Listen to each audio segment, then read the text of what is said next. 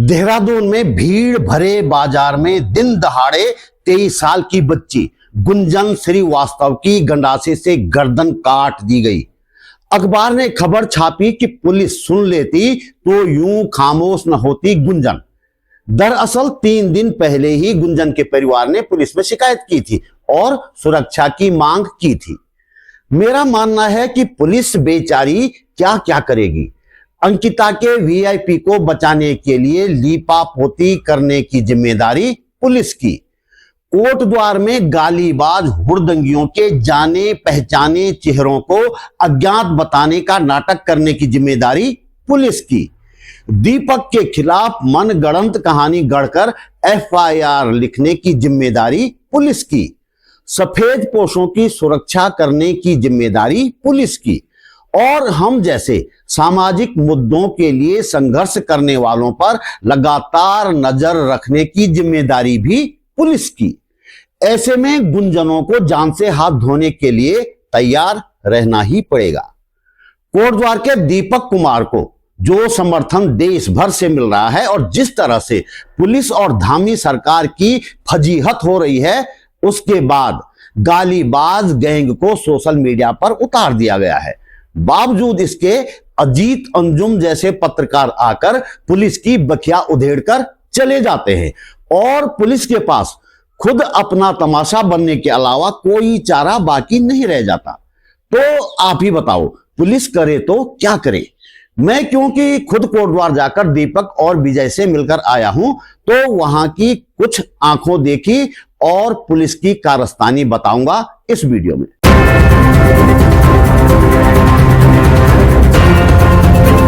नमस्कार, बात बोलेगी चैनल पर आपका स्वागत। मेरा नाम है त्रिलोचन भट्ट और मैं करता हूं जन सरोकारों की बात। बात बोलेगी चैनल घोर आर्थिक संकट के बावजूद चलाया जा रहा है ताकि सरकारी और प्रायोजित खबरों के इस दौर में सच्चाई का एक छोटा सा अंश ही सही आप तक पहुंचाया जा सके। हमें आपके आर्थिक सहयोग की जरूरत है। उत्तराखंड की राजधानी देहरादून में 5 दिन में 3 महिलाओं की हत्या हो गई। ऋषिकेश में एम्स की एक कर्मचारी की उसके कमरे में जाकर गोली मारकर हत्या कर दी गई। हत्या का आरोपी ये रहा। कपड़ों से आप पहचान सकते हैं कि कौन है। नाम है सुरेश गुप्ता। और किन किन नेताओं के साथ इसके फोटो हैं ये भी ठीक से देख लीजिए। दरअसल इसे पता है कि जब अंकिता के मामले में किसी का कुछ नहीं बिगड़ा तो इसका कोई क्या ही उखाड़ लेगा। देहरादून में गुंजन श्रीवास्तव की हत्या का कारण तो साफ तौर पर पुलिस की लापरवाही ही रहा है। परिवार वाले पुलिस से शिकायत कर चुके थे, खतरा बता चुके थे, लेकिन पुलिस के पास आम लोगों के लिए फुर्सत ही कहां थी। गुंजन को अपनी जान गंवानी पड़ी। विकास नगर में भी एक छात्रा की लाश बहुत विवस्त स्थिति में मिली। और जब कोई संस्था आंकड़ों के आधार पर कहती है कि महिला अपराधों में उत्तराखंड हिमालयी राज्यों में पहले नंबर पर है, तो कुसुम कंडवाल जैसी महिला आयोग की अध्यक्ष और अजय कुमार जैसे एसएसपी रिपोर्ट को झूठा बताने में लग जाते हैं। इन हत्याओं के मामले में कुसुम कंडवाल का कोई बयान आया है या नहीं मुझे नहीं मालूम, इन 3 महिलाओं की हत्या के मामले में। अब जरा चलते हैं कोटद्वार की तरफ, जहां नफरती टोला पुलिस के संरक्षण में मुस्लिम दुकानदार की मदद करने वाले दीपक कुमार पर हथियारों से हमला करने पहुंच जाता है। इस घटना के एक दिन बाद मैं खुद दीपक और उसके साथी विजय रावत से मिलने कोटद्वार गया। लेकिन इस पर आने से पहले जरा एक नजर दौड़ाते हैं हाल में हुई सांप्रदायिक और नस्ली घटनाओं पर जो उत्तराखंड में हुई। सिलसिलेवार हुई इन घटनाओं का मुख्य कारण सिर्फ मुख्यमंत्री पुष्कर सिंह धामी के नफरती भाषण ही हैं या और भी कोई वजह हो सकती है, जानने का प्रयास करेंगे। शुरुआत एंजेल चकमा की हत्या से करते हैं। 18 दिसंबर को त्रिपुरा के इस छात्र पर चीनी कहकर हमला किया जाता है। बाद में उसकी मौत हो जाती है। इसके बाद विकास नगर में 2 कश्मीरी युवकों पर हमला किया जाता है कुछ ही दिन पहले। वे अपने पिता के साथ शॉल बेचने के लिए यहां आए हुए हैं। बेशर्मी की हद देखो कि आरोपी की अधेड़ उम्र की पत्नी आरोप लगाती है कि इन लड़कों ने उसे अश्लील इशारे किए और हाथ पकड़ा। मतलब नीचता की हद है ये।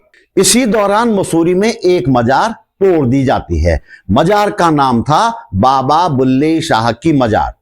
और फिर कोटद्वार में एक मुस्लिम दुकानदार की दुकान पर जाकर उसे धमकाया जाता है कुछ असामाजिक तत्वों के द्वारा। वो जो असामाजिक तत्व खुद को कहते हैं बजरंग दल के सदस्य, वे कहते हैं कि दुकान का नाम बाबा क्यों रखा हुआ है, बाबा इनके बाप की बपौती हो गई, इसका नाम बदल दो, ये लोग कहते हैं। उसी दौरान वहां पहुंचते हैं जिम चलाने वाले दीपक कुमार। कहानी आपको आगे पता है। ये वाकया है 26 जनवरी का, गणतंत्र दिवस का। दीपक रातों रात चर्चित हो जाते हैं। वास्तव में उन्होंने इंसानियत का परिचय दिया था, मानवता के धर्म का पालन किया था और भारतीय संविधान के मूल्यों की रक्षा भी की थी। चर्चित होना लाजमी था। यह बात नफरतियों को कहां पचने वाली थी। 31 जनवरी को सैकड़ों की संख्या में नफरती देहरादून, ऋषिकेश, हरिद्वार से कोटद्वार पहुंच जाते हैं। वीडियो बता रहे हैं कि हूटर बजाती पुलिस की गाड़ियां आगे आगे चल रही हैं, पीछे पीछे नारे लगाते हुए हुड़दंगी चल रहे हैं। असल में स्थिति उस समय क्या थी, पत्रकार अजीत अंजुम के चैनल पर देखा जा सकता है। साफ लग रहा है कि ये हुड़दंगी पुलिस के संरक्षण में दीपक के जिम तक पहुंचे थे। ऐसे में लाजिम है कि पुलिस हुड़दंगियों का बचाव करे, तो पुलिस ने ऐसा ही किया। नफरतियों के तमाम जाने पहचाने चेहरों को अज्ञात बता दिया। मैं सीपीआई माले के राज्य सचिव इंद्रेश मैखुरी और हाई कोर्ट के एडवोकेट नवनीश नेगी जी के साथ 1 फरवरी को कोटद्वार में दीपक कुमार और विजय रावत से मिला। स्थानीय पत्रकार सुधांशु थपलियाल भी लगातार उनके साथ थे। दीपक इस बात से खासे खिन्न थे कि उन्हें और उनके परिवार को गंदी गंदी गालियां दी गई। वे अपनी 5 साल की बेटी के लिए बहुत चिंता कर रहे थे। पुलिस इस दौरान क्या कर रही थी, यह बात ध्यान देने वाली है। जो भी दीपक और विजय से मिलने पहुंच रहा था, उन्हें पुलिस उठाकर थाने में बिठा रही थी। ऐसे कई लोगों को पुलिस ने कई घंटे थाने में बिठाए रखा। हम लोगों को नहीं ले जा सकते थे वो, क्योंकि हमारा थोड़ा नाम तो कहीं कहीं है ही। जब हम लोगों ने फोन किया तो बिल्कुल अनजान बन गए थानेदार साहब। कहने लगे कि अरे ये उनके लोग हैं। हमें तो लगा कि विरोधी लोग हैं। हम लोग थाने भी गए। वहां पर एएसपी चंद्रमोहन और थानेदार नेगी जी थे। चंद्रमोहन वही जिन्होंने अजीत अंजुम के चैनल पर खुद का खूब मजाक बनाया, अच्छी तरह से बनाया है और सरकार की भी फजीहत करवाई है। हमारे साथ थाने में, या कहें कि एएसपी ऑफिस में, दीपक कुमार और विजय कुमार भी थे। उससे ठीक पहले कई जिम संचालकों और पहलवानों ने दीपक के समर्थन में कोटद्वार आने की बात कही थी। पहले से ही बुरी तरह अपनी फजीहत करवा चुकी पुलिस और धामी सरकार के हाथ पैर फूले हुए थे। शायद ऊपर से आदेश आ चुका था कि दीपक के समर्थन में कोई भी कोटद्वार नहीं आना चाहिए। एएसपी चंद्रमोहन की मदद के लिए पौड़ी से बाकायदा एक सीओ भी कोटद्वार भेजे गए थे, जो हमारे सामने वहां पहुंचे थाने में।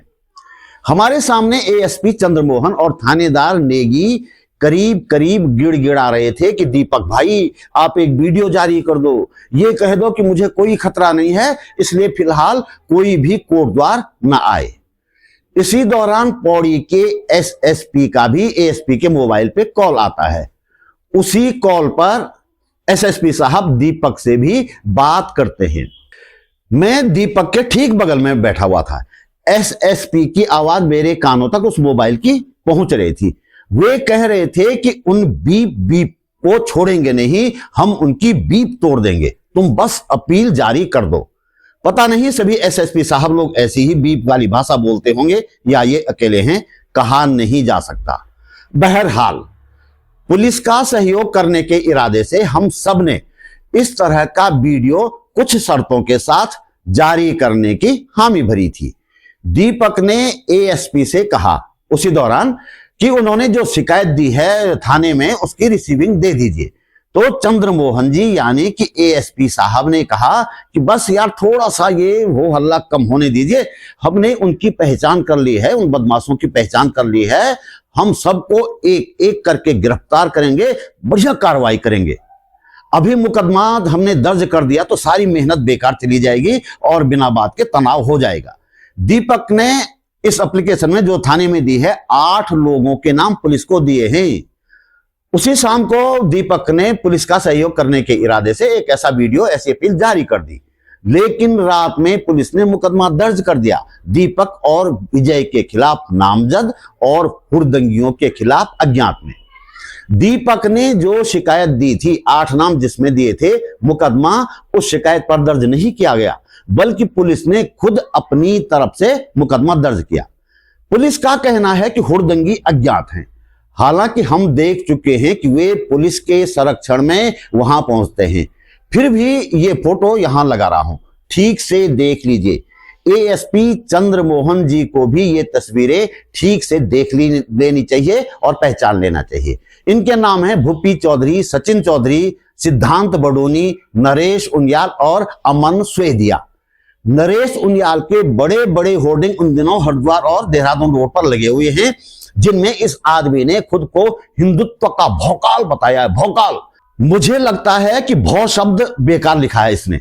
तुकबंदी तो बिना भौ लिखे ही अच्छी हो रही है, यानी कि हिंदुत्व का काल, हिंदू धर्म को मटियामेट करने वाला।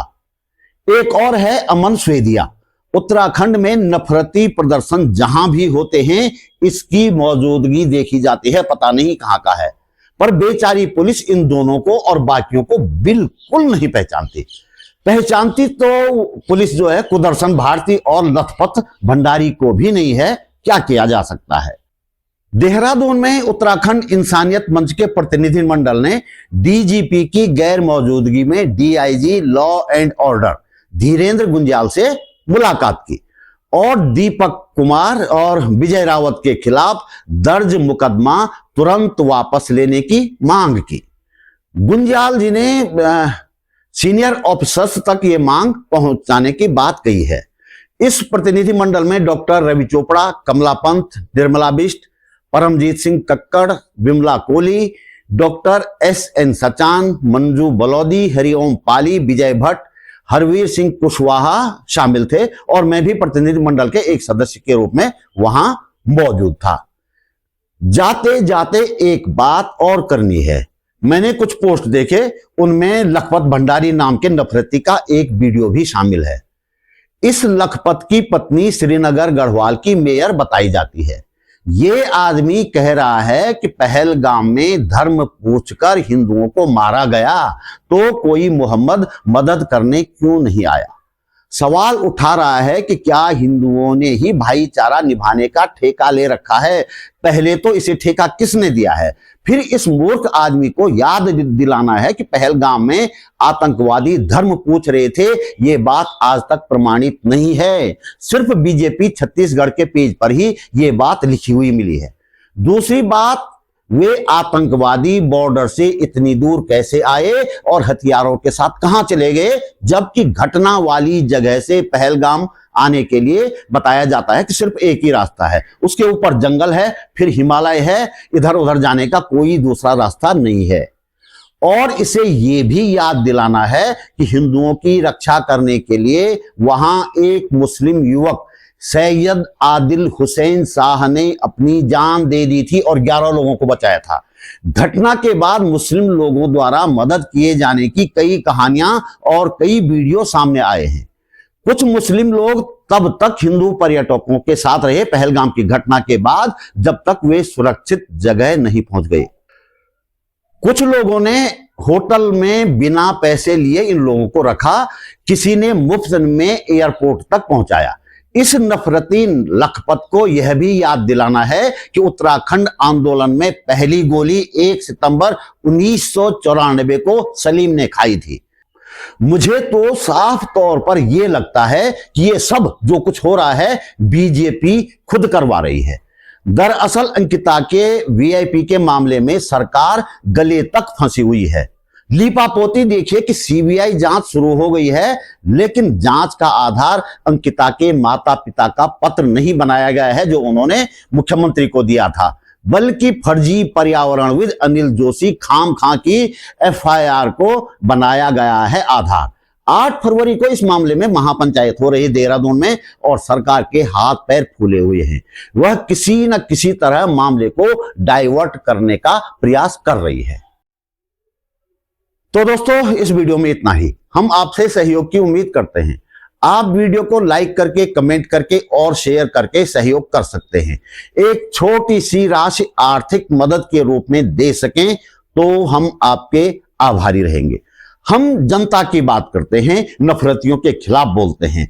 किसी राजनीतिक दल, धन्ना सेठ या सरकार के सामने हाथ नहीं फैलाते, इसलिए बेबाकी से जनता की बात बोल पाते हैं, नफरतियों के खिलाफ अपनी बात कह पाते हैं। जब तक संभव हो सच्चाई सामने लाने की कोशिश करते रहेंगे, संवैधानिक मूल्यों की स्थापना के लिए काम करते रहेंगे। आप पहली बार मेरे चैनल पर आए हैं तो प्लीज चैनल को सब्सक्राइब करना न भूलिएगा। आर्थिक सहयोग के लिए मैं परमजीत सिंह कक्कड़ जी का और जगमोहन मेहंदी रत्ता जी का आभार व्यक्त करता हूं। जल्दी मिलते हैं एक और मुद्दे के साथ, एक और वीडियो में। नमस्कार।